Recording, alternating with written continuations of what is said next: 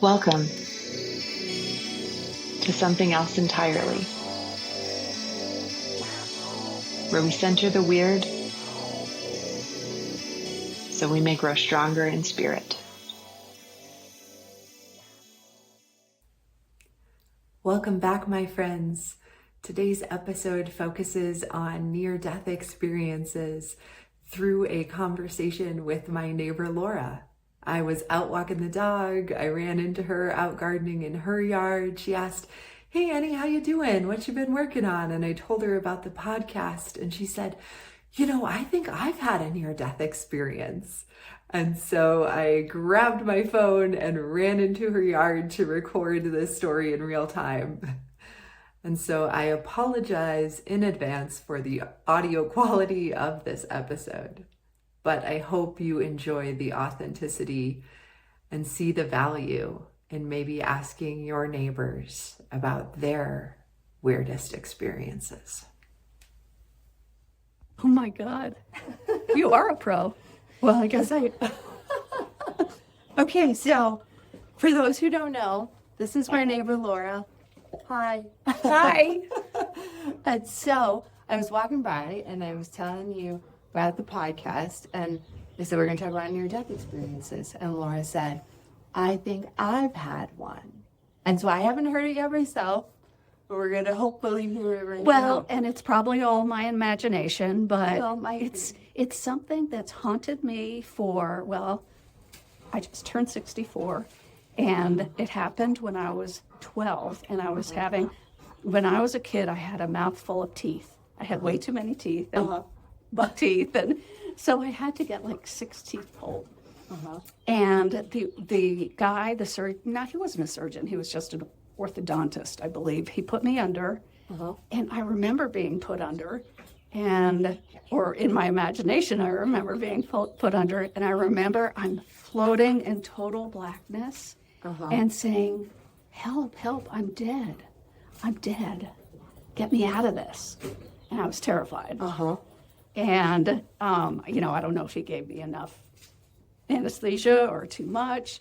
But, then nothing. Then I woke up but I've remembered it all these 50 years. Yeah. And so it's crazy. It is crazy. So there's this, now forgive me in the record, I might get the numbers wrong, but there's a study that they've done with people who have cardiac arrest, who have to get, Yeah. and something, I think it's like 15% about all come back reporting near-death experiences. Oh my God. So you're not, Yeah. you're not crazy. Yeah. It's not Yeah. just you. Yeah. This is a common, it's just that nobody talks about it. No one talks about it. Like, how often have you told that story to people? This is the first time. This is the first time. Yeah. Wow. And I still think about it. Like, if that's what death is like, I don't want it. Yeah. Because it wasn't pretty. It was terrifying. So at this point, I went on to tell Laura some of the stories of near-death experiences that I had seen and watched and read about. And there are many, many thousands of personal accounts. And there are actual studies, rigorous, medical, peer-reviewed, documenting these phenomena. Pim van Lommel, a Dutch cardiologist, conducted a landmark study involving 344 survivors of cardiac arrest, where about 12% reported a verified near-death experience. And when you look across all the studies, these numbers are echoed over and over again. Around 9 to 15% of resuscitated patients report something that meets the criteria of a near-death experience. And it's pretty wild how consistent these experiences are and how diverse. But some of the criteria include an out-of-body perspective, so floating above your body, watching the scene in the operating room or wherever you might be in the accident scene, the experience of a tunnel and or a bright light, often at the end of that tunnel, the feeling of peaceful emotions, calm, warmth, safety, and a felt connection to a larger consciousness or a universal presence. So if you elect to look into near-death experiences, you will find these same motifs over and over again. And as somebody who's watched a bunch of these at this point and listened to them and read them, the way I describe it is that if you yourself had never seen a dog, but all of these people are describing dogs to you. Every dog is slightly different. It has different hair, a different size body and shape. But eventually you start to think you kind of understand what a dog is. Even though every dog is different, there's some core essence to it. And near-death experiences are like that. Everyone's story is different, but there's a shared essence that's really hard to ignore. So for fun, I also Googled this. And if you Google it, here are what the AI robots will break it down for you. First explanation, neurological, the dying brain phenomenon. The idea here is that there are kind of these last gasp electrical surges that create dream-like hallucinations or experiences. There are two psychological explanations like dissociation and trauma response. And then the third explanation is spiritual, that what we're seeing here is real and that consciousness continues after the body fades. Most scientific materialists fall into the first camp of neurological explanations. They'll say it's a kind of seizure or hallucination produced by the brain as it shuts down or is coming back online. But some cases are pretty difficult to explain based on the neurological explanation. So one iconic case is Pam Reynolds. She was about 35 at the time. This was recorded in the 1990s. She had a tube put down her windpipe and was given a barbiturate to stop her deepest brain functions. They dropped her core temperature to 60 degrees Fahrenheit. That's way below body temp.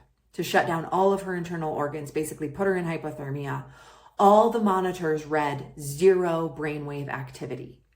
And yet, she was able to report things from this experience. The sound of the equipment. So she had a brain aneurysm. She could hear the sound of the drill drilling her brain. She reported things that were confirmed by people in the operating room about her knowing her veins were too small, being able to see objects and people in the operating room.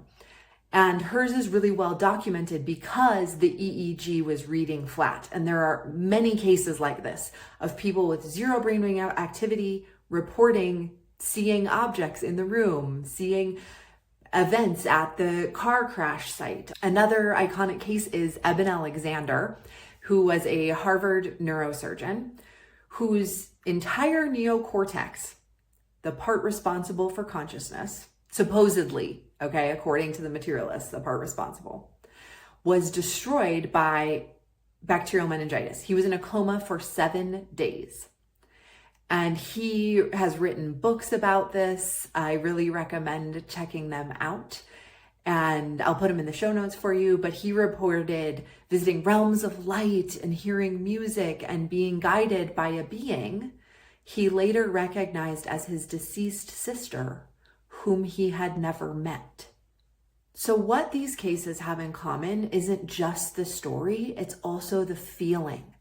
Those who come back from these near-death experiences generally do not report, oh yeah, that was some hallucination.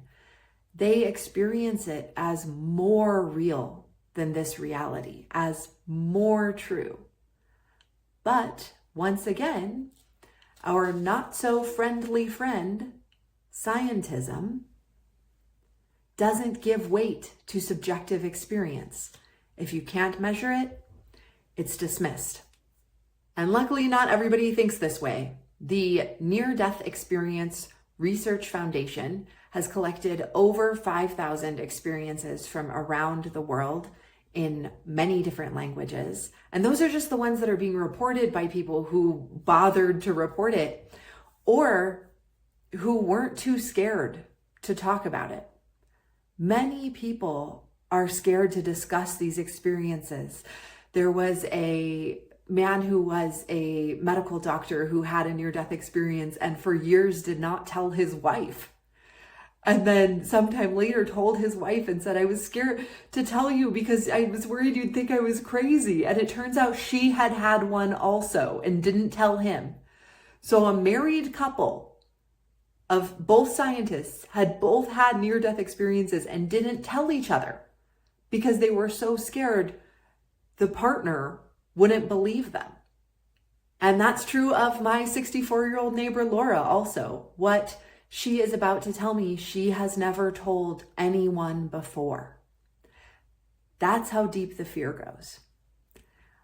And I believe if we want to change that, we have to create space for the sacred and the mysterious to exist alongside our current scientific understanding. And so back to this conversation with my sweet neighbor, Laura. There's all different, ways to describe it. Yeah. Light or a garden. Right, Or right. all different kinds of things. Yeah. And so I think, I guess I'm trying to reassure you, having listened to, at this point in my life, probably hundreds of these. Wow. And researched it and stuff that not that your experience wasn't real, but that it Yeah. was like the first. Yes, a piece of it. A piece, exactly. Oh my and so God. that whatever fear you're having. Right. Right. That's not the end. Yeah. That's just like. But I wish I had the data. Like, Yeah. I wish I need concrete evidence that there's, more after. Like, I just can't take a leap of faith and believe. So What would that evidence look like to you? this doctor or this orthodontist would, he's probably, if he were alive now, he'd probably be 150 years old. Mm-hmm. But if he could say, yeah, I had to bring you back, if that kind of evidence where, we had a situation. So if say you knew about a study that had been done over a long time with hundreds or thousands of people who'd all died, like coded, and then 15% of them, or so, when they come back, Right. report this kind of experience, Yeah. and that there are like similarities. Yeah. That would mitigate some of the skepticism, I think. And that there are scientists studying this sort of thing. Yes. But it's one of those feelings, like I've never told anyone, you just want to stuff it away because it's so terrifying. You don't want to face the fear. And Right. Yeah. Yeah, I mean, I think that's part of why I started the show, actually, is because I think so many people have had these kinds of experiences but feel that same way. Yeah. Where it's like, oh, it's scary, I don't want to talk about it. Or that you think it's going to be a downer in some way, or people won't, Yeah, to me, there was nothing positive that came out of it, except, I'm here to tell the tale. Phew! Yeah. And I have better teeth.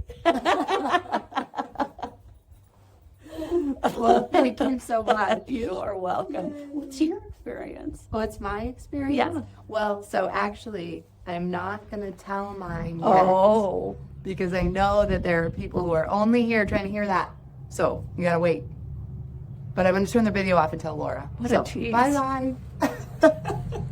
So at this point, Laura had asked me to tell my near-death experience, and at the time, I wasn't really ready, but in thinking on it further, these experiences are so common, it doesn't seem like such a big deal to add mine to the pool of thousands. So I was about 9 years old, and I had been taken into surgery to have my appendix removed. And because I was 9, I do not recall this that clearly myself, but as my mother tells it, my appendix ruptured during surgery, and so the doctors told my parents I had almost died. And when I came out, I told my parents that I had seen my grandfather, who had transitioned recently, and that I had really, really wanted to go with him, and that he had turned to me and said, "No, Anna, you stay here."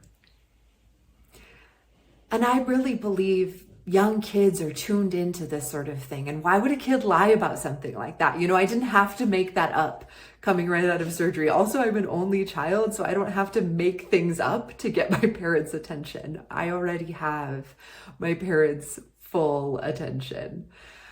And it seems from both researching and watching so many other people tell their accounts of these, that in these moments, there is some liminal space in which loved ones or family or guides are there to ease us through these transitions.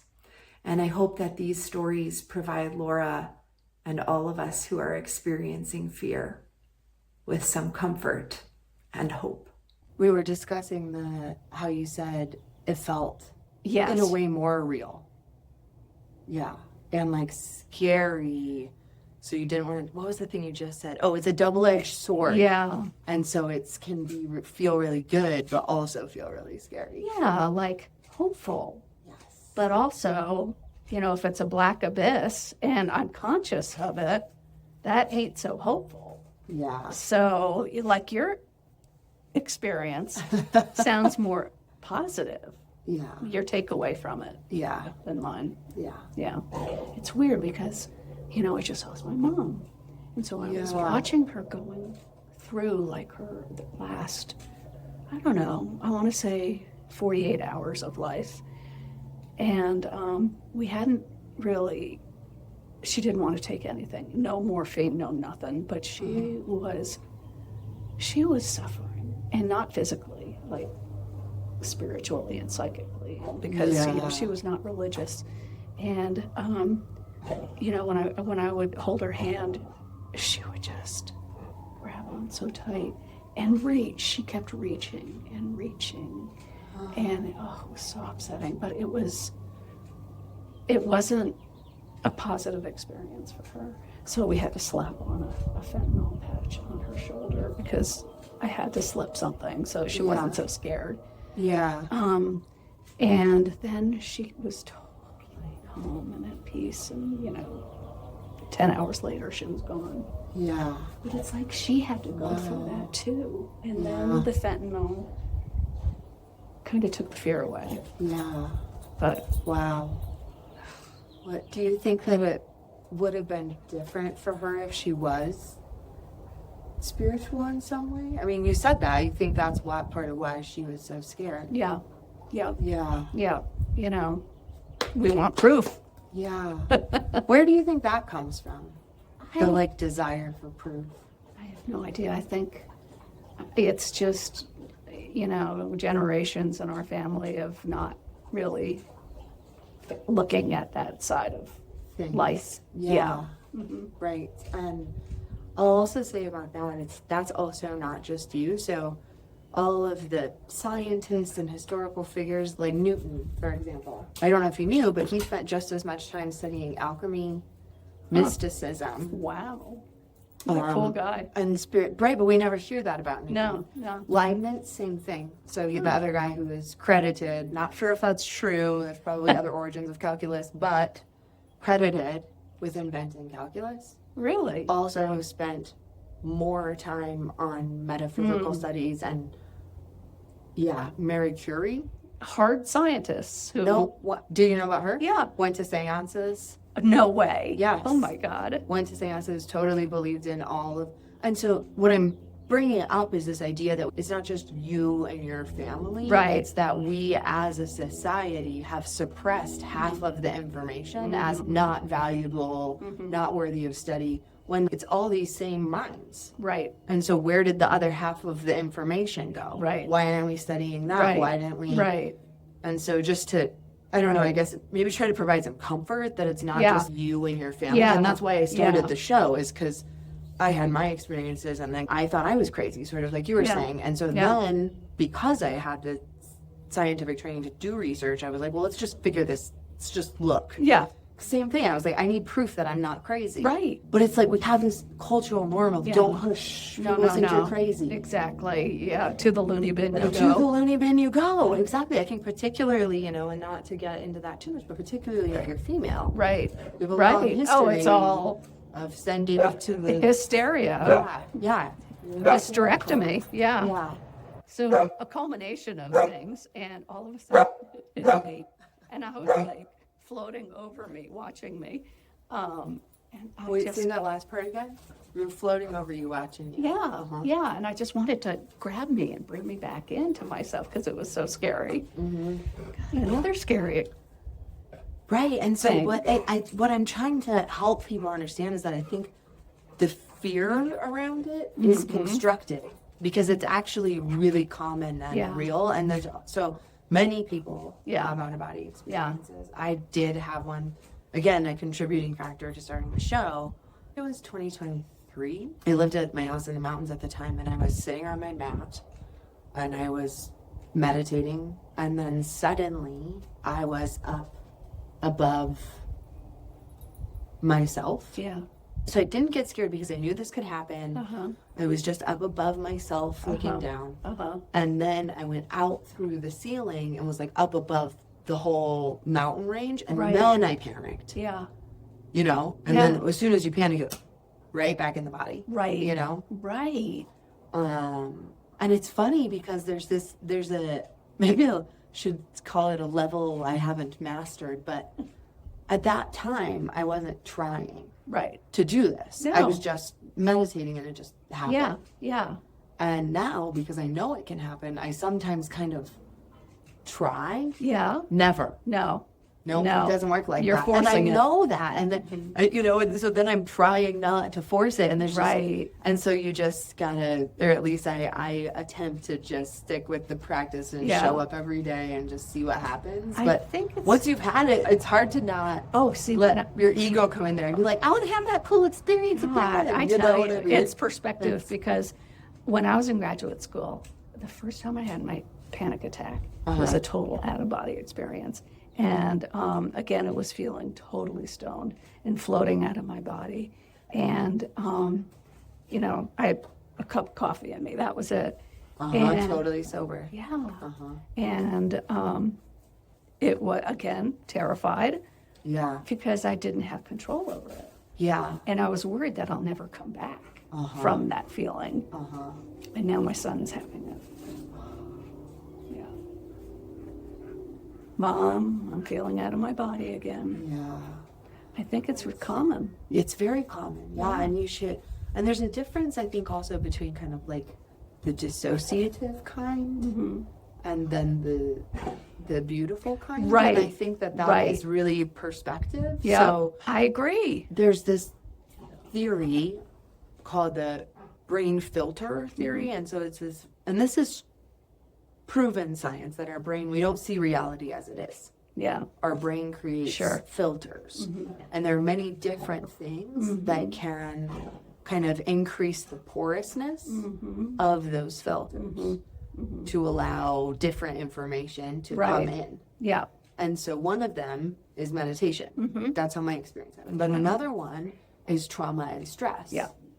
And so it's a similar phenomenon, Yeah. but it's like what is causing it is different. Right. And then even kind of the experience is similar, but the way you relate to it emotionally is different. Yeah. Whereas you can, you know, embrace it and hope for it to happen again because it was so cool. You know, we run away from it. Yeah. Well, I hope that there's something we can do for your son. And Oh yeah, no, it's because he's younger. I mean, I used to get it back in. It started, I don't know, in my 20s, and there was not a whole lot of information out there at the time. Yeah. Actually, there probably was, but again, nobody was talking about No, it. About the information. No, so I existed. was crazy. Yeah. Again, I was Yeah. crazy, Yeah. and I didn't want to be caught being crazy, so I never, you know, revealed it. And whereas he's like, you know, oh God, I just need to take a break. I'm feeling this way. I'm under too much stress. I have all this anxiety. So it is the same thing, but at least he can verbalize it. I couldn't verbalize it. Yeah. And feel safe.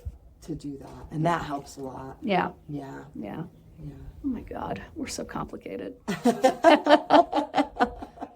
Life is complicated. Yeah, or I think it's kind of, it can be at least beautiful. Yeah. And I just want to thank you for taking the time and letting me just hop in here on my walk home. No, I know. Yeah. This was really cool. Yeah. Thanks. And I mean, you saved me $300 an hour. Yeah. Well, it's only 50 minutes to go to the therapist and talk about this. And then write a prescription and Yeah. And maybe, if we keep talking about it, maybe we can get you something a little different than a prescription. exactly. Just see how that goes. Exactly. Yeah. Yeah. At this point, I would be remiss if I did not give a disclaimer saying, I am not a licensed therapist. This is just a recording of a person having a friendly conversation with their dear neighbor about a very interesting life experience. I'm not giving advice about prescriptions or pharmaceuticals. I am centering the weird and doing my best in a grassroots way to get people started on these conversations about these experiences that give our lives meaning. Well, I think over the years, I've become wiser and more knowledgeable about what's going on in here and the chemistry and beyond. Yeah. And it's not so terrifying. Yeah. It can't be, Yeah. because it is what it is. Yeah. Yeah. Good. Well, I think that kind of perspective shift is really what we're going for here. Yeah. More hope, less Yes. fear. Take it from me. Thanks, Laura. You are welcome. Bye, everybody.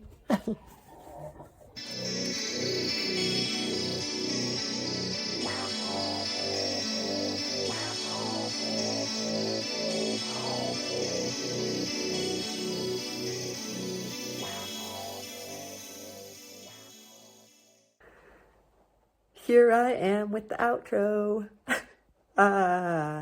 Feels really important to me to reiterate one more time that the reason we're talking about this is because these near-death experiences, whether it's my neighbor Laura or Eben Alexander or one of the other thousands and thousands of documented cases, these point to the fact that consciousness exists beyond our brain and body, that it is not what materialists would have you believe, something that emerges from our neurons, but rather that our brain is perhaps like a radio or a filter that is attuned to a consciousness that exists beyond it.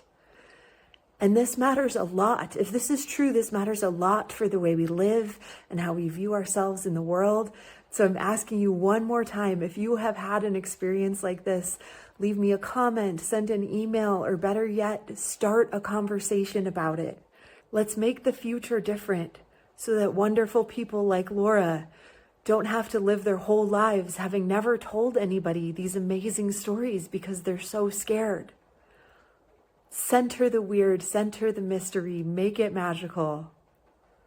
And from my heart to yours, thank you for tuning in to something else entirely.